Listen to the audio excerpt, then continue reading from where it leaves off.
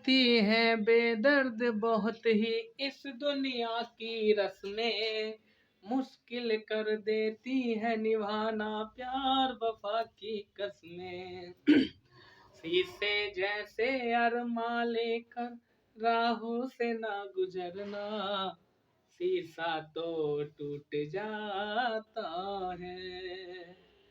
मिलने की तुम कोशिश करना, वादा कभी न करना, वादा तो टूट जाता है। तो नमस्कार दोस्तों, चलिए स्वागत है एक बार फिर आपका अपना यूट्यूब चैनल मास्टरमाइंड बीपीएस में।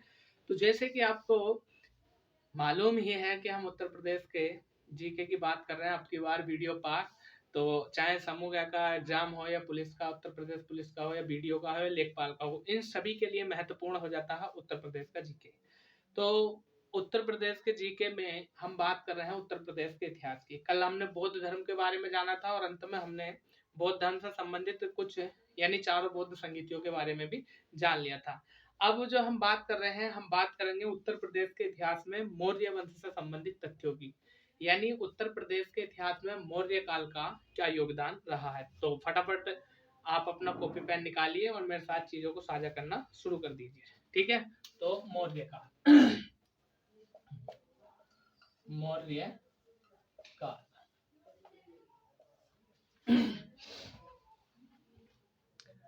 सबसे पहले यदि हम बात करें मौर्य काल की, तो कुछ बातों को जान लेते हैं यहाँ से। जब मगध पर धनानंद का शासन था, तो धनानंद के अत्याचारों से जनता जो है व्याकुल हो चुकी थी, या हम ये कह सकते हैं कि उस समय तक्षशिला के गुरु थे चाणक्य। चाणक्य का दूसरा नाम विष्णुगुप्त या कौटिल्य भी मिलता है। तो चाणक्य का एक बार धनानंद के दरबार में घोर अपमान कर दिया गया और चाणक्य ने उस अपमान का बदला लेने के लिए कसम खा ली और धनानंद से कहा कि मैं तेरी ईंट से ईंट बजा दूंगा। सो दैट बालक होता है चंद्रगुप्त, उसको ये खरीदते हैं और बहुत सारी चीजें यहाँ पर देखने के लिए मिलती है। खैर हम उन चीजों की बात नहीं कर रहे हैं, हम बात करेंगे केवल उत्तर प्रदेश के इतिहास की। तो चाणक्य की सहायता से चंद्रगुप्त मौर्य ने जो है मगध पर अधिकार प्राप्त किया और यहाँ से मौर्य वंश की स्थापना हो जाती है, ठीक है। तो मौर्य वंश की स्थापना की यदि हम बात करें तो चंद्रगुप्त ने की थी स्थापना, चंद्रगुप्त मौर्य। चंद्रगुप्त मौर्य ने मौर्य वंश की स्थापना की थी। अब हम बात करेंगे कि उत्तर प्रदेश के संदर्भ में क्या महत्वपूर्ण चीज बन जाती है मौर्य काल की। यदि हम बात करें तो उत्तर प्रदेश में कुछ अशोक के शिलालेख प्राप्त हुए हैं और उन शिलालेखों की यदि हम बात करें तो अशोक के सप्त शिलालेख प्राप्त हुए। अशोक के सप्त शिलालेखों की संख्या है 6, यानी लघु सप्त शिलालेखों की संख्या 6। और अशोक के लघु सप्त शिलालेख, इनकी संख्या है 6। अगर बात करें हम के सप्त शिलालेखों की संख्या कितनी है 6, और उन 6 के 6 शिलालेखों में लेख कितने लिखे हुए थे 7, इसलिए उनको सप्त शिलालेख कहा गया और इनकी संख्या थी 6। इन 6 की यदि हम बात करें तो ये 3 तो बिहार के चंपारण जिले में मिलते हैं और 3 मिलते हैं उत्तर प्रदेश में। तो हम इनकी चर्चा करेंगे, उत्तर प्रदेश में कौन कौन से मिले और उनकी क्या विशेष बात यहाँ पर बनती है। तो 3 बिहार के चंपारण में तथा 3 उत्तर प्रदेश से प्राप्त हुए हैं, ठीक है। अब वो कौन कौन से 3 शिलालेख हैं जो उत्तर प्रदेश से प्राप्त हुए हैं अशोक के। तो सबसे पहले वाले की हम बात करेंगे कौशाम्बी प्रयाग शिलालेख। इसे प्रयाग प्रशस्ति के नाम से भी जाना जाता है, कौशाम्बी प्रयाग। नंबर 1 कौशाम्बी प्रयाग। यदि हम बात करें कौशाम्बी प्रयाग की तो यह अशोक का शिलालेख था और सप्त शिलालेखों में से एक था। और इस कौशाम्बी प्रयाग की ये पहले कौशाम्बी में था और बाद में इसको मुगल सम्राट अकबर द्वारा कौशाम्बी से ला करके कहाँ लगवा दिया गया, प्रयाग में। और प्रयाग की यदि हम बात करें तो प्रयाग को बोलते हैं हम इलाहाबाद। आज हम प्रयागराज कहते हैं, पहले से इलाहाबाद कहा जाता था। तो हम कह सकते हैं यह अभिलेख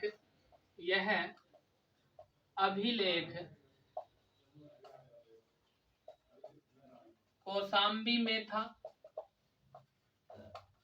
बाद में अकबर द्वारा इसे इलाहाबाद में लाया या लगवाया गया। तो ये महत्वपूर्ण प्रश्न बन जाता है यहाँ से।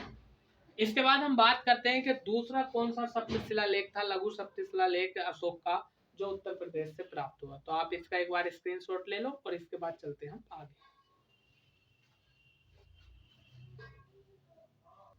दूसरे शिलालेख की यदि हम बात करें तो इसका नाम है दिल्ली टोपरा। दिल्ली टोपरा। दिल्ली टोपरा शिलालेख की यदि हम बात करें अशोक का, तो ये पहले जो था टोपरा में था। उत्तर प्रदेश का एक जिला पड़ता है सहारनपुर, और सहारनपुर में एक स्थान है टोपरा, वहां पर यह स्थापित था। लेकिन फिरोज शाह तुगलक ने इसे यहाँ से उखड़वा कर दिल्ली में लगवा दिया। और यदि हम बात करें तो फिरोज शाह तुगलक के टाइम की यानी 1351 से लेकर के 88 के समथिंग इसका टाइम पीरियड रहा है। तो 1351 से 1388 के बीच में ही फिरोज शाह तुगलक ने इसे सहारनपुर के टोपरा से उखड़वा करके कहाँ लगवा दिया था, दिल्ली में। तो हम लिख सकते हैं यह पहले यूपी के जिला या यूपी का जिला सहारनपुर में टोपरा नामक स्थान पर था। बाद में फिरोज शाह तुगलक द्वारा इसे दिल्ली में स्थापित किया गया।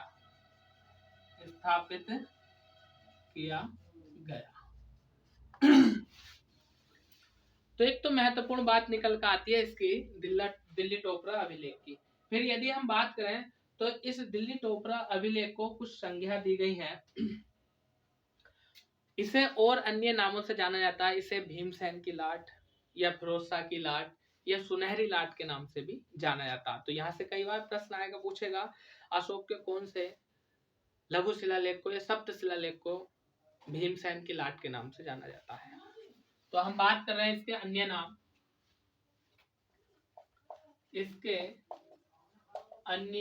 नाम। और वो अन्य नाम कौन से हैं? भीमसेन की लाट, या दूसरा नाम मिलता है फिरोज शाह की लाट, या एक नाम और मिलता है सुनहरी लाट। इन नामों से इसे जाना जाता है। ठीक। और अशोक के जो सप्त शिलालेख थे उनकी संख्या 6 थी।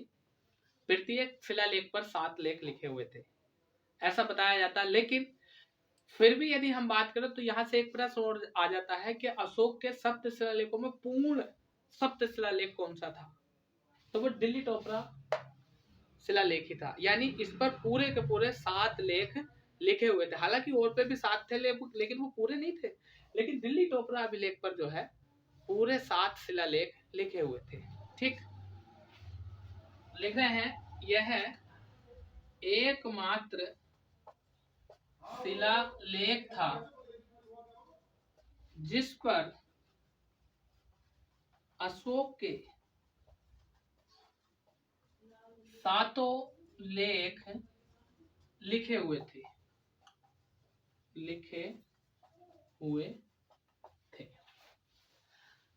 आगे हम बात करते हैं कि और क्या क्या महत्वपूर्ण प्रश्न यहाँ से बन सकते हैं दिल्ली टोपरा अभिलेख के बारे में। ठीक है, तो मैं इसको साफ कर देता हूँ। दिल्ली टोपरा शिलालेख की यदि हम बात करें तो एक प्रश्न ये बन जाता है, अक्सर एग्जाम में पूछा जाता है कि अशोक द्वारा लिखित या अशोक के शिलालेखों को सर्वप्रथम किसने पढ़ा या किसके द्वारा पढ़ने का प्रयास किया गया, या अशोक के शिलालेखों को पढ़ने का श्रेय किसको दिया जाता है। तो सबसे पहले यदि हम बात करें दिल्ली टोपरा की, दिल्ली टोपरा, तो अशोक के शिलालेखों में यही वो शिलालेख था जिसे सबसे पहले पढ़ा गया। इसे सबसे पहले पढ़ा गया। और यदि हम बात करें पढ़ने का प्रयास किसने किया था, तो पढ़ने का प्रयास किया था जेम्स प्रिंसेप द्वारा, जेम्स प्रिंसेप द्वारा। और यदि हम बात करें तो 1837 की ये बात है। अशोक के दिल्ली टोपरा शिलालेख को पढ़ने का प्रयास किया था जेम्स प्रिंसेप ने और 1837 में इसको पढ़ा गया था। यदि हम बात करें दिल्ली टोपरा अभिलेख की, तो बाद में जेम्स प्रिंसेप के द्वारा पढ़े जाने के कारण इसका बाद में अंग्रेजी में अनुवाद कराया गया। बाद में इसका अंग्रेजी में अनुवाद कराया गया।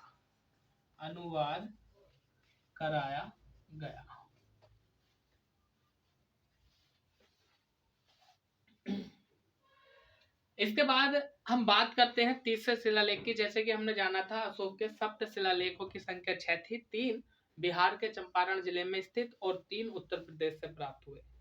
पहले की बात हमने करी थी कौशाम्बी प्रयाग शिलालेख की, जो आपका पहले कौशाम्बी में था, बाद में अकबर बादशाह ने इसको प्रयाग में यानी इलाहाबाद के किले में स्थापित कराया।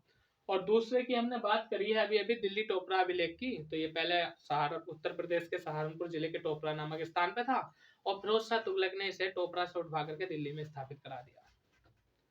तीसरे शिलालेख की यदि हम बात करें तो उसका नाम मिलता है दिल्ली मेरठ। तो आइए इसके बारे में जान लेते हैं। दिल्ली मेरठ।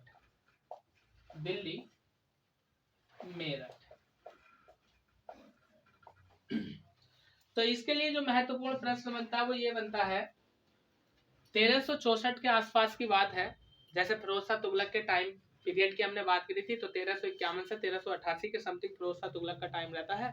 तो 1364 में फिरोज शाह तुगलक ने उत्तर प्रदेश के मेरठ जिले में जो स्थित शिलालेख था उसे मेरठ से उखड़वा करके दिल्ली में स्थापित करा दिया था। तो बस ये 2 महत्वपूर्ण बातें आपको याद रखनी है। यह है पहले यूपी के मेरठ में स्थापित था। बाद में यानी 1364 की बात है, फिरोज शाह तुगलक ने इसे दिल्ली में स्थापित करा दिया, दिल्ली में स्थापित कराया। तो ये महत्वपूर्ण 3 शिलालेख थे मौर्य काल से संबंधित अशोक के, जो उत्तर प्रदेश में थे। और आज ये पहला वाला प्रयाग प्रशस्ति इलाहाबाद के किले में, और दिल्ली टोपरा दिल्ली में, और दिल्ली मेरठ दिल्ली में देखने के लिए मिलेगा। इससे आगे हम बात करते हैं कि उत्तर प्रदेश में मौर्य साम्राज्य से या मौर्य काल से संबंधित और क्या क्या महत्वपूर्ण शिलालेख या महत्वपूर्ण स्थान बनते हैं। तो आइए अब हम बात कर लेते हैं सारनाथ की। सारनाथ से क्या क्या प्रश्न हमारे बन सकते हैं, तो आप एक बार इसका स्क्रीनशॉट ले लीजिए। चलिए,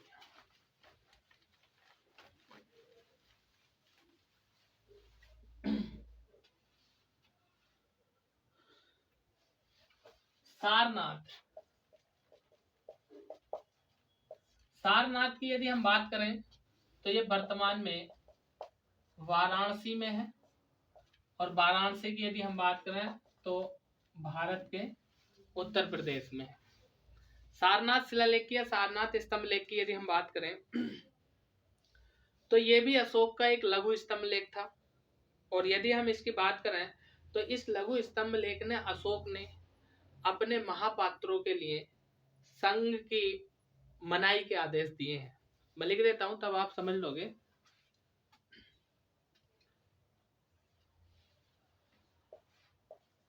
इस लघु स्तंभ लेख में अशोक ने अपने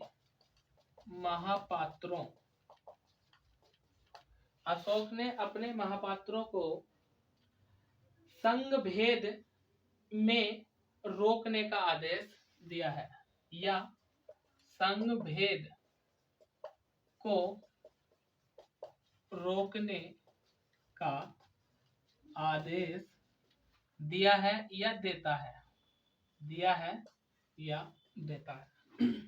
अगली बात यदि हम बात करें तो आपको याद होगा कि अशोक का जो स्तंभ लेख है ये सारनाथ वाला, अशोक के स्तंभ लेख पर 4 सिंहों की आकृति बनी है जिसमें से 3 सिंह हमें दिखाई देते हैं। और यही सारनाथ का स्तंभ लेख भारत का राजकीय चिन्ह बना हुआ है। तो आपसे प्रश्न करेगा भारत का राजकीय चिन्ह अशोक की लाट कहां से लिया गया है, तो अशोक के स्तंभ लेख सारनाथ से लिया गया है। तो इस बात को भी हम लिख लेते हैं। सारनाथ, ये बात नंबर 1 हो गई। ये 2 सारनाथ स्तंभ पर बने सिंहों की आकृति, सारनाथ स्तंभ पर बने सिंहों की आकृति को ही भारत ने अपना राजकीय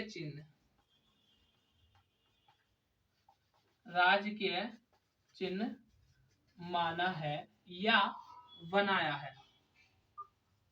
ठीक है, जिसे हम क्या कहते हैं, अशोक की लाट बोल देते हैं या राजकीय चिन्ह कहते हैं या अशोक चिन्ह भी कह देते हैं, अशोक चक्र, अशोक चक्र भी इसको कह देते हैं। इसके बाद हम बात करते हैं अगले की। तो अगला आया था हमारा कौशाम्बी लेख, और कौशाम्बी लेख की यदि हम बात करें तो इसे रानी का लेख के नाम से भी जाना जाता है। कौशाम्बी लेख को रानी का लेख के नाम से जाना जाता है। और इस लेख से यह ज्ञात होता है कि अशोक की पत्नी जो कारुबाकी थी उसके दान देने का उल्लेख हमें कौशाम्बी अभिलेख से मिलता है। तो नेक्स्ट है नंबर 2 कौशाम्बी।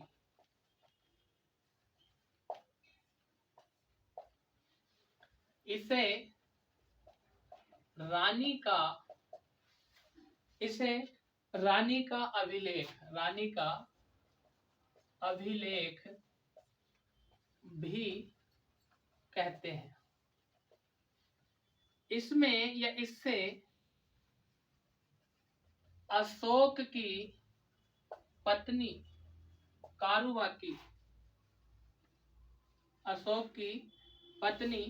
कारुबाकी के दान का उल्लेख मिलता है, दान का उल्लेख मिलता है, दान का उल्लेख मिलता है। आगे यदि हम बात करें तो एक और अभिलेख आता है जिसका नाम है अहरोरा अभिलेख। और अहरोरा अभिलेख की यदि हम बात करें तो ये उत्तर प्रदेश के मिर्जापुर में स्थापित है। नंबर 3 अहरोरा, ये यूपी के मिर्जापुर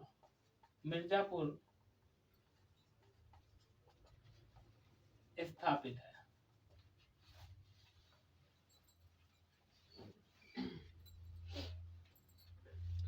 तो हमने अशोक के इन शिलालेखों के बारे में जाना, एक बार मैं रिवाइज करा देता हूँ। सारनाथ का जो स्तंभ लेख है ये सारनाथ वर्तमान में वाराणसी में पड़ता है और सारनाथ को उस समय श्री पत्तनम नाम से जाना जाता था, इसका प्राचीन नाम था। तो इस शिलालेख में अशोक ने अपने महापात्रों के संग भेद में रोकने का आदेश दिया है।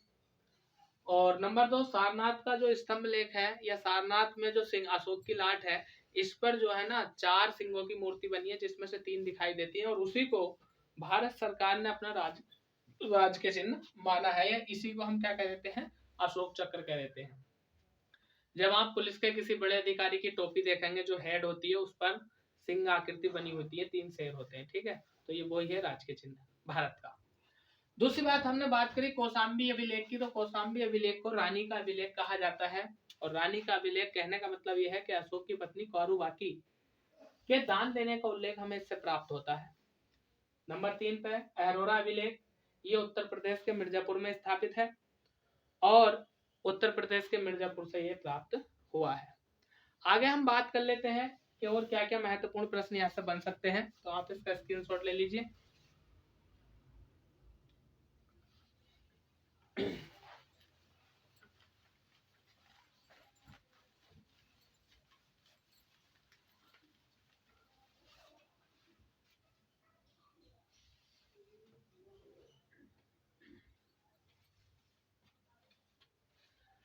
आगे बात करते हैं सारनाथ स्तंभ लेख के। तो प्रश्न आया है कि सारनाथ स्तंभ लेख अशोक ने क्यों स्थापित किया था। तो आपको याद होगा कि महात्मा बुद्ध ने अपना पहला उपदेश जो दिया था वो सारनाथ या श्रीपत्तनम में दिया था, ऋषिपत्तनम। उस समय ऋषिपत्तनम इसका नाम था। यानी अशोक ने अपना पहला उपदेश जो दिया था वो सारनाथ में दिया था, और गौतम बुद्ध ने अपना पहला उपदेश सारनाथ में दिया था। और बुद्ध के इस दिए हुए उपदेश को धर्म चक्र प्रवर्तन कहा गया था। तो हम कह सकते हैं कि अशोक ने बुद्ध के धर्म चक्र प्रवर्तन की स्मृति में इस शिलालेख का निर्माण कराया था। तो मैं यहां पर चीजों को लिख देता हूं कि सारनाथ का स्तंभ, सारनाथ का स्तंभ अशोक ने बुद्ध के धर्म चक्र प्रवर्तन की याद में या स्मृति में स्थापित कराया था।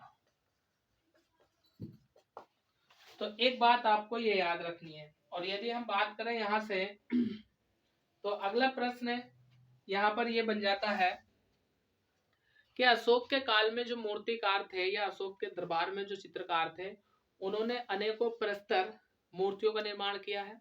मैं बता रहा हूं केवल आपको, आप इन चीजों को नोट कर लीजिए। क्या कि अशोक के दरबार में जो चित्रकार थे या मूर्तिकार थे, उन्होंने प्रस्तर मूर्तियों का निर्माण किया। प्रस्तर का मतलब है पत्थर की मूर्तियों का निर्माण किया। और यदि हम बात करें तो मुख्य रूप से इनकी मूर्तियों के बनाने के लिए जो पत्थर लाया जाता था वो चुनार से लाया जाता था। यानी पत्थर किस चीज का था? चुनार का। चुनार से पत्थर लाया जाता था या चुनार का होता था। और यदि हम बात करें स्तूपों के लिए जाना जाता मौर्य काल में अशोक को, और स्तूपों की देन या शिलालेखों की देन जो है वो भारत को अशोक के द्वारा ही दी जाती है। तो ये बात भी आप नोट कर लीजिएगा कि स्तूप व शिलालेखों की देन किसकी है? अशोक की, भारत को। फिर दूसरी बात यदि हम करें मौर्य काल की सबसे बड़ी महत्वपूर्ण उपलब्धि की, तो वो ये स्तूप ही माने जाते हैं। आगे यदि हम बात करें तो प्रश्न आया है कि धर्मराजी का स्तूप का निर्माण किसने कराया था? तो अशोक ने कराया था। धर्मराजी का स्तूप का निर्माण अशोक ने कराया था। धर्मराजी का स्तूप का निर्माण किसने कराया था? अशोक ने।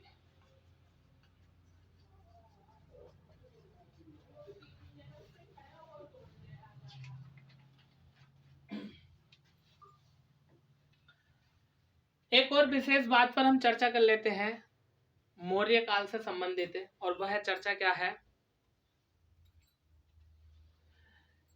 मौर्य काल के जो चित्रकार थे या अशोक के दरबार के जो प्रस्तर चित्रितकार थे, उन्होंने पशुओं की आकृति का चित्रण भी किया है और उन पशुओं की आकृति के चित्रण को बहुत अच्छे से प्रस्तर पर दर्शाया गया है। यहाँ से एक प्रश्न ये बन जाता है कि त्रिमुख यक्ष की प्रतिमा कहाँ से प्राप्त हुई, जो मौर्यकालीन या अशोक से संबंधित थी।